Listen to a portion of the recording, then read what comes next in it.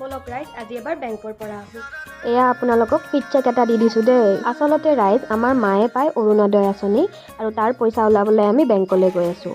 আৰু আৰ্থিকভাৱে কিছু দুৰ্বল এটা পৰিয়াল হোৱা বাবে এই পইচাখিনিও আমাক বহুখিনি সহায় কৰে আৰু তাৰ বাবে আমি বহুত গ্ৰেটফুল।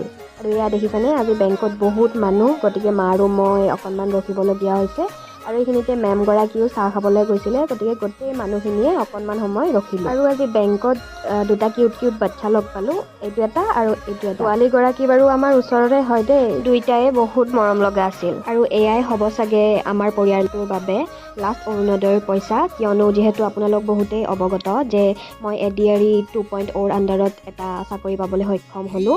গতিকে আমি অৰুণোদয়টো কৰ্তন কৰাব লাগিব, যিহেতু এইটো গভমেণ্ট ৰুল হয়। আৰু আমিও বিচাৰোঁ যে যোগ্য এজনে আমাৰ ভাগৰ বস্তুখিনি পাওক, যিহেতুকে আমাৰ এতিয়া অকণমান হ'লেও প্ৰয়োজন কমিল।